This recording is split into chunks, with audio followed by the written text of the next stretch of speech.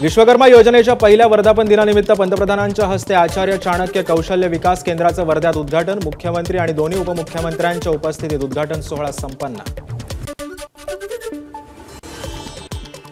पंतप्रधानांच्या हस्ते अमरावती टेक्सटाईल पार्कचं भूमिपूजन। पुण्यश्लोक अहिल्यादेवी होळकर महिला स्टार्टअप योजनेचाही शुभारंभ।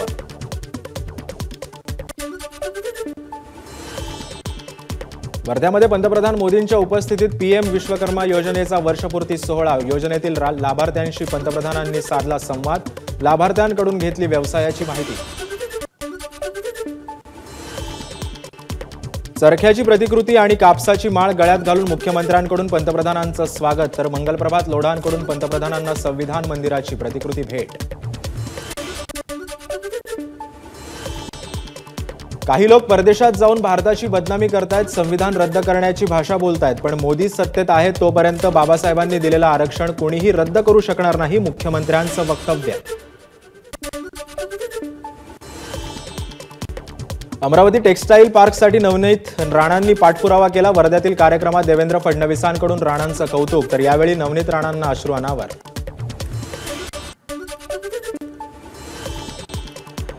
अमरावतीतील टेक्सटाईल पार्कमुळे सुगीचे दिवस येतील। 1 लाख रोजगार निर्मितीची शक्यता। तर मोदींच्या स्वप्नातील कुशल भारत बनवण्यासाठी महाराष्ट्र पूर्णपणे योगदान देईल, अजित पवारांचं वक्तव्य।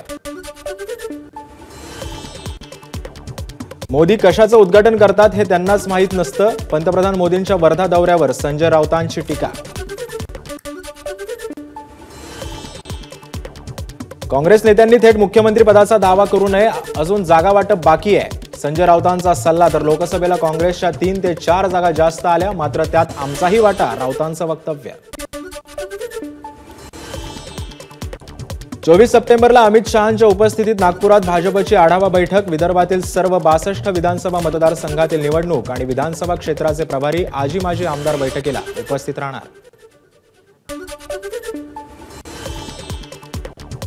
राष्ट्रवादी काँग्रेस राज्यात मुस्लिम समाजाला सर्वाधिक जागा देणार। 10% जागांवर राष्ट्रवादी मुस्लिम उमेदवार देणार। मुंबईत 4 आणि MMR मध्ये 1 अशा 5 जागांवर मुस्लिम उमेदवार देणार असल्याची सूत्रांची माहिती। भरत गोगावलेंना एसटी महामंडळाचं अध्यक्षपद देण्यात तांत्रिक अडचणी। परिवहन मंत्रीच एसटी महामंडळाचा अध्यक्ष असणार, हा नियम बदलावा लागणार। ठाकरे गटाचे नेते अंबादास दानवे यांचं राज्यपालांना पत्र। राज्यातील वरिष्ठ महिला सनदी अधिकाऱ्यांना त्रास दिला जात असल्याचा राज्य सरकारवर आरोप। मुख्यमंत्र्यांच्या निर्देशानंतर मराठा, धनगर आणि मातंग समाजाच्या प्रलंबित मागण्यांसाठी शंभूराज देसाईंनी आज बोलावली महत्त्वाची बैठक। शंभूराज देसाई वरिष्ठ अधिकाऱ्यांकडून घेणार आढावा। सण उत्सवांच्या पार्श्वभूमीवर अन्न आणि औषध प्रशासनाची विशेष मोहीम। खाद्यतेल, तिखट आणि दुधाचे नमुने जप्त। अहवाल प्राप्त होताच पुढची कारवाई करण्यात येणार असल्याची FDAची माहिती। 4 दिवसात सोन्याच्या दरात 2000 रुपयांनी वाढ। सोन्याचा दर 74,600 वरून 76,600 रुपयांवर। पुढील काळात अजून दर वाढण्याची शक्यता। मुंबई विद्यापीठाच्या सिनेट निवडणुका 22 सप्टेंबरला। 28 उमेदवारांसाठी 13,406 मतदान करणार। 38 मतदान केंद्र आणि 64 बूथवर मतदान। 25 सप्टेंबरला निकाल जाहीर होणार।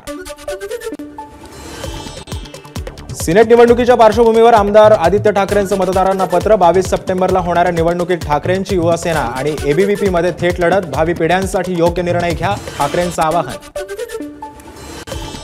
दसरा मेळाव्याच्या छत्रपती शिवाजी महाराज पार्कच्या परवानगीबाबत ठाकरे गटाकडून पुन्हा एकदा पालिकेला स्मरणपत्र, परंतु अद्याप यावर पालिकेने उत्तर न दिल्यानं ठाकरे गटाकडून आतापर्यंत 3 स्मरणपत्र देण्यात आली। महारेराच्या अध्यक्षपदी मनोज सौनिक यांची नियुक्ती। गृहनिर्माण मंत्री अतुल सावेंकडून मंत्रालयात सौनिक यांना पद आणि गोपनीयतेची शपथ। भाजप नेते मोहित कंबोज यांची संजय पांडेंवर टीका। सुपारीबाज अधिकारी म्हणत भाजप नेत्यांवर खोट्या केसेस टाकल्याचाही कंबोज यांचा आरोप। दिल्लीत होणाऱ्या मराठी साहित्य संमेलनाच्या बोधचिन्हाची राज ठाकरेंकडून निवड। मंथन स्कूल ऑफ क्रिएटिव्हिटी अँड आर्टचे प्रसाद गवळी यांच्या बोधचिन्हाची अंतिम निवड। वाढवण बंदराजवळ मोठं टेक्सटाईल पार्क उभारण्यासाठी हालचाली। त्यासाठी पालघर जिल्ह्यातील माहीम आणि टोकराळे गावातील 1200 एकर जमिनीचं भूसंपादन केलं जाणार असल्याची माहिती. मागील 6 महिन्यात कोस्टल रोडवरून 40 लाख वाहनांनी केला प्रवास. मुंबईच्या दक्षिण टोकापासून वरळी सीलिंग पर्यंत सिग्नलमुक्त टोलमुक्त वेगवान प्रवास करता येत असल्यानं इंधनाची बचत होत असल्यानं मुंबईकरांची या प्रवासाला पसंती.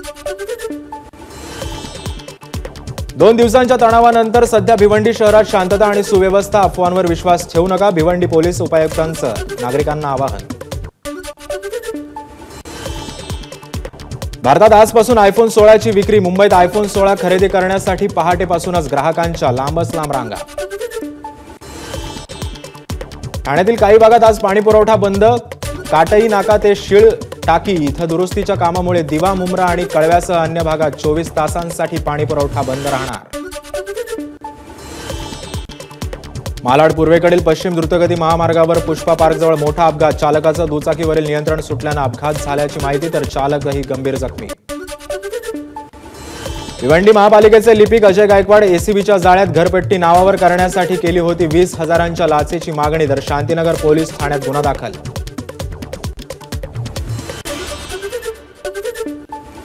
सोलापुरातून विमानसेवा सुरू करण्यासाठी महत्त्वाची बैठक. नोव्हेंबरमध्ये सोलापुरातून विमानसेवा सुरू होण्यासाठी प्रयत्न, तर आमदार सचिन कल्याण शेट्टी यांनी फेसबुक पोस्टच्या माध्यमातून दिली माहिती.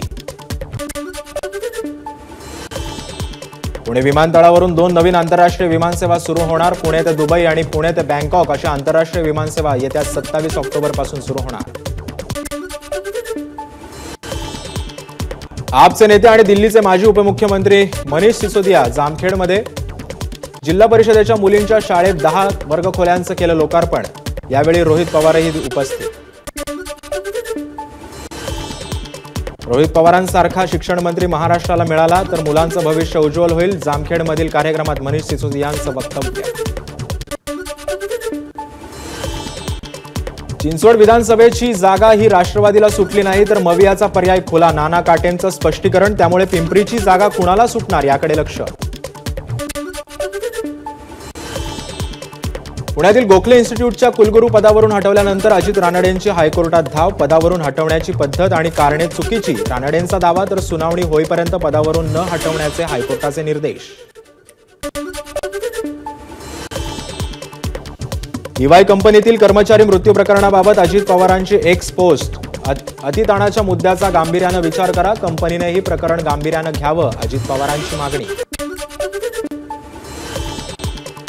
बारामती येथील 2 अल्पवयीन मुलींवर झालेल्या अत्याचाराची घटना अतिशय संतापजनक. कठोर कारवाईसाठी पुणे पोलीस आयुक्तांसोबत फोनवर चर्चा केली.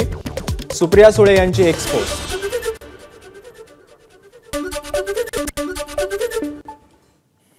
आता यानंतर मराठवाड्यातल्या बातम्यांचा सुपरफास्ट आढावा घेऊयात.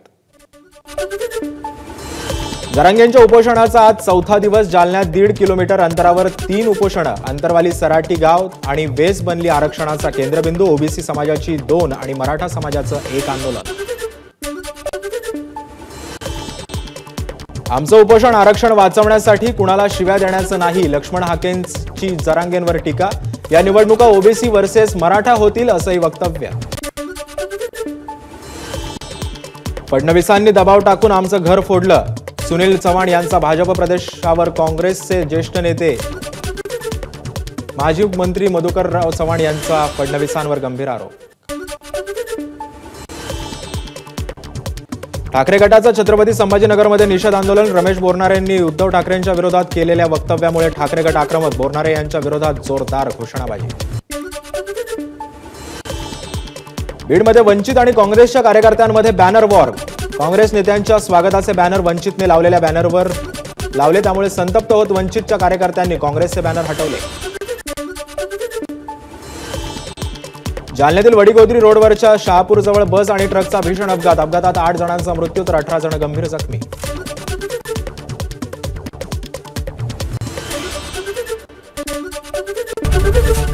एबीपी माझा, उघडा डोळे बघा नीट.